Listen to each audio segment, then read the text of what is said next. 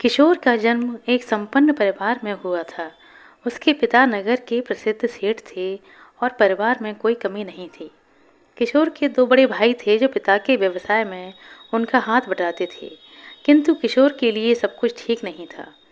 किशोर जन्म से ही नेत्रहीन था, इस कारण से उसका सारा जीवन घर में ही व्यतीत हुआ था। उसको घर में ही सभी सुख साधन उपलब्ध रहते थे। नेत्रहीनता के अतिरिक्त किशोर के लिए एक और कष्टकारी स्थिति थी। वह यह थी कि उसकी माँ का निधन छोटी ही उम्र में हो गया था। यद्यपि किशोर के पिता और उसके भाई उससे अत्यधिक प्रेम करते थे और उसकी सुख सुविधा का पूर्ण ध्यान रखते थे, किंतु व्यापार की व्यस्तता के चलते वह घर में अधिक समय नहीं दे पाते थे। किशोर का जीवन सेवकों के सहारे ही चल रहा था, जिस कारण किशोर के मन में विरक्ति उत्पन्न होने लगी। वह ठाकुर जी के ध्यान में लीन रहने लगा। धीरे धीरे ठाकुर जी के प्रति उसकी भक्ति बढ़ती चली गई। अब उसका सारा समय ठाकुर जी के ध्यान और भजन कीर्तन में ही व्यतीत होने लगा। उसके पिता और उसके भाइयों को इससे कोई आपत्ति भी नहीं थी। उन्होंने उसको कभी इस कार्य से नहीं रोका, किंतु समय की गति को कौन रोक सकता है। समय आने पर दोनों बड़े भाइयों का विवाह हो गया। प्रारंभ में तो सब ठीक रहा, किंतु धीरे धीरे किशोर की भाभियों को किशोर अखरने लगा। किशोर भी अब युवा हो चला था। उसकी दोनों भाभियों को किशोर की सेवा करना बिल्कुल भी पसंद नहीं था। पहले तो वह इस बात को मन में छुपाए रहीं, किंतु धीरे धीरे इस बात ने किशोर के प्रति ईर्ष्या का भाव ले लिया। अपनी भाभी की इन भावनाओं से अनभिज्ञ किशोर उनमें अपनी माँ का रूप देखता था और सोचता था कि उसकी माँ की कमी अपूर्ण हो गई है। धीरे धीरे किशोर की भाभियों की ईर्ष्या विकराल रूप धारण करती जा रही थी। कुछ दिनों के बाद किशोर के पिता का भी देहांत हो गया। अब किशोर पूर्ण रूप से अपने भाई और भाभियों पर ही निर्भर हो गया था। उसके भाइयों का प्रेम अब भी उसके प्रति वैसा ही बना रहा, किंतु कहते हैं कि त्रिया चरित्र के आगे किसी की नहीं चलती। अवसर देख के किशोर की भाभियों ने अपने अपने पतियों को किशोर के विरुद्ध भड़काना आरंभ कर दिया। जैसे जैसे समय बीतता गया, उनका षड्यंत्र बढ़ता चला गया। अंततः वह दिन भी आ गया जब किशोर के भाई भी पूर्ण रूप से किशोर के विरुद्ध हो गए। अब उनको भी किशोर अखरने लगा था। इन सब बातों से अनभिज्ञ सरल हृदय किशोर अब भी ठाकुर जी की भक्ति में ही लीन रहा करता था। वह अपने भाइयों और भाभियों के प्रति मन में किसी प्रकार की शंका नहीं रखता था, किंतु ऐसा कब तक चलता। आखिर एक दिन भाइयों की पत्नियों ने अपने पतियों को समझाया कि इस नेत्रहीन के मुंह में क्यों पड़े हो, इससे मुक्ति प्राप्त करो, अन्यथा एक दिन तुमको अपनी संपत्ति इसके साथ बांटनी पड़ेगी। इस संपत्ति पर इसका अधिकार ही क्या है, इसने जीवन भर करा ही क्या है। यह जो भी कुछ है सब तुम्हारे परिश्रम का ही परिणाम है, फिर आखिर इसको क्यों दिया जाए। भाइयों के मन में कपट घर कर गया। एक दिन सबने मिलकर किशोर से कहा कि अब हम तुम्हारा बोझ और अधिक नहीं उठा सकते, इसलिए हम तुम्हारे रहने खाने का प्रबंध कहीं और कर रहे हैं। अब तुम वहीं रहोगे। तुमको समय पर खाना, कपड़े, अन्य आवश्यक सामग्री मिलती रहेगी। तुमको किसी प्रकार का कोई भी कष्ट नहीं होने देंगे। अपने भाइयों के मुख से अनायास ही इस प्रकार की बातें सुनकर किशोर अवाक रह गया।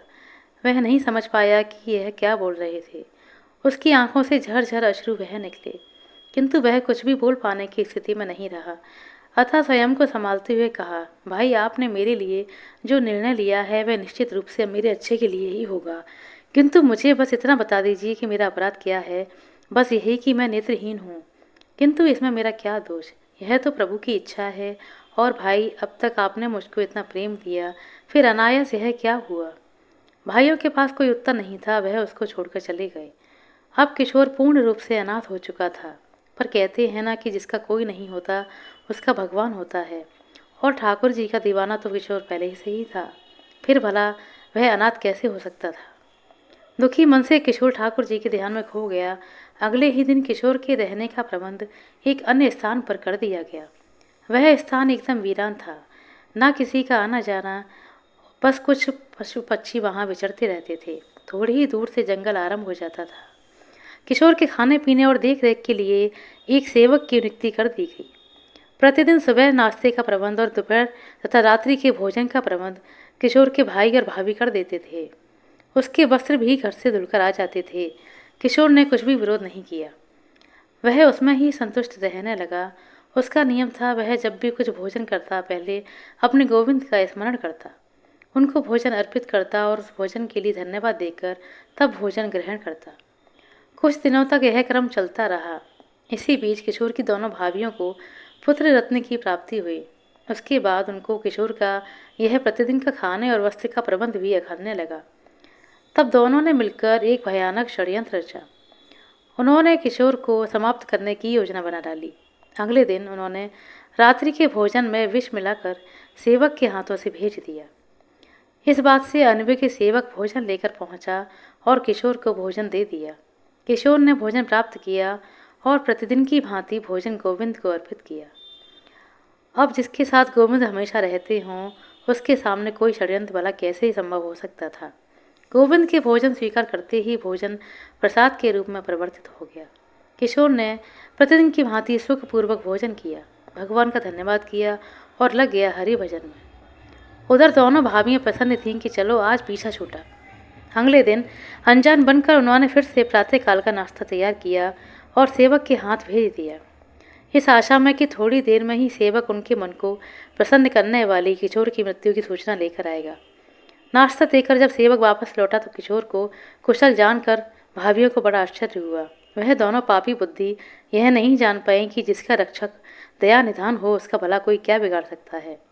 उन्होंने सोचा हो सकता है कि किसी कारणवश किशोर ने रात्रि में भोजन ही ना किया हो। ऐसा विचार करके उन कुटिल स्त्रियों ने अपने मन की शंका का समाधान स्वयं करने की ठानी। उस दिन उन्होंने दोपहर के भोजन में किशोर के लिए खीर बनाई और उसमें पहले से भी अधिक विष मिला दिया।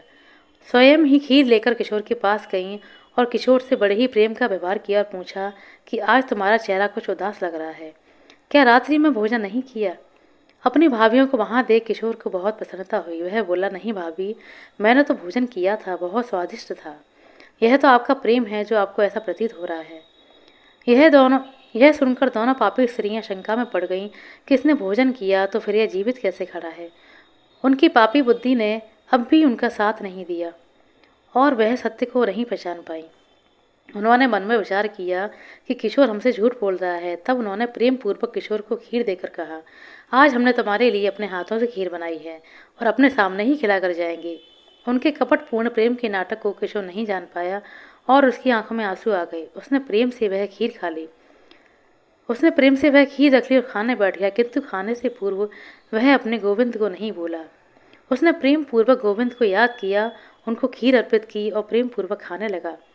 फिर कैसा विष और कैसा षड्यंत्र, वह सुखपूर्वक सारी खीर खा गया।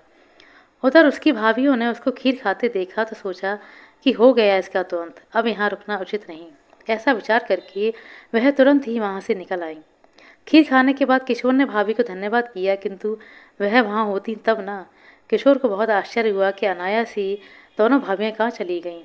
जब कोई उत्तर नहीं मिला तो उसने भगवान को पुनः स्मरण किया और हरि भजन में तल्लीन हो गया। उधर दोनों भाभियां मन ही मन प्रसन्न हो रही थीं। अपने घर पहुंची तो देखा घर में कोहराम मचा था। पता चला कि उन दोनों के पुत्रों ने कोई विषैला पदार्थ खा लिया और दोनों पुत्रों की मृत्यु हो गई। यह देख दोनों को काटो तो खून नहीं की स्थिति पहुंच गई। अब उनको अपने पाप का एहसास हो गया। वह जान गई कि भगवान ने उनको उनके कर्मों का दंड दे दिया। दोनों भाभियां दहाड़े मार मार कर रोने लगीं और खुद को कोसने लगीं। उधर एक सेवक दौड़ा दौड़ा किशोर के पास जा पहुंचा और सारी घटना सुनाई। सुनकर किशोर एकदम से विचलित हो गया और रो पड़ा। वह सेवक से बोला, भाई मुझे वहां ले चल। सेवक किशोर को लेकर घर पहुंचा। वहां जाकर किशोर ने देखा कि सभी लोग जोर जोर से विलाप कर रहे हैं। उसके भाई और भाभी का तो रो रो कर बुरा हाल था। किशोर को वहां जीवित खड़ा देख दोनों भाभियां सन्न रह गईं। अब उनको इस बात का विश्वास हो गया कि जिस किशोर को उन्होंने ठुकरा दिया और जिसकी हत्या करने की को चेष्टा करी, भगवान स्वयं उसके साथ हैं। इसलिए उसका बाल भी बांका नहीं हुआ, बल्कि भगवान ने उनको ही उनकी करनी का फल दिया है। वह दोनों कुटिल स्त्रियां किशोर से भयभीत हो उठी और उसके पैरों में गिरकर अपने सारे अपराध की क्षमा मांगने लगी। किशोर और उसके दोनों भाई उन दोनों के इस षड्यंत्र से हैरान थे, किंतु किशोर तो वहां उन बच्चों की खातिर आया था। किशोर ने सेवक से कहा, मुझको बच्चों तक पहुंचा दो। सेवक ने ऐसा ही किया। बच्चों के पास जाकर किशोर ने अपने गोविंद का स्मरण किया, प्रार्थना की कि हे गोविंद, आज मेरी लाज आपके हाथों में है।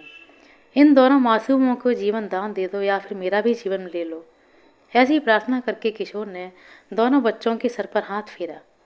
ठाकुर जी की लीला अपने भक्त की पुकार को कैसे अनसुना करते। पल भर में ही दोनों बच्चे जीवित हो गए। यह देख किशोर के भाई और भाभी को बहुत लज्जा आई और उन्होंने किशोर से अपने कर्मों के लिए क्षमा मांगी। कहा कि अब उसको कहीं जाने की आवश्यकता नहीं, अब वह यहीं रहेगा पहले की तरह। किंतु किशोर का सर्वत्र तो अब उसके गोविंद थे। उसको इन सब बातों से भला क्या लेना देना। वह सेवक के साथ वापस लौट गया। किशोर के भाई और भाभी बहुत लज्जित हुए जा रहे थे। सारा समाज उनको बुरा भला कह रहा था।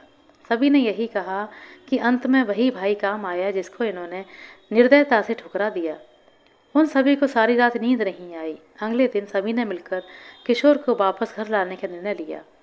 सब लोग मिलकर किशोर के पास पहुंचे, किंतु किशोर तो पहले ही सब कुछ भांप चुका था। वह लोग जब किशोर के निवास पर पहुंचे तो किशोर वहां नहीं मिला, वह वहां से जा चुका था। भाई भाभी को बहुत पछतावा हुआ। उन्होंने सब जगह आसपास बहुत खोजा, किंतु किशोर उन्हें नहीं मिला। निराश मन सब लोग वापस लौट आए। आशा करते हैं दोस्तों आपको हमारे द्वारा सुनाई गई यह कहानी अच्छी लगी होगी। कहानी पसंद आई हो तो कृपया लाइक कर दें, शेयर कर दें। चैनल पर नए हैं तो सब्सक्राइब कर लें। अपना कीमती समय देने के लिए बहुत बहुत धन्यवाद। मिलते हैं अगली वीडियो में, तब तक के लिए नमस्कार।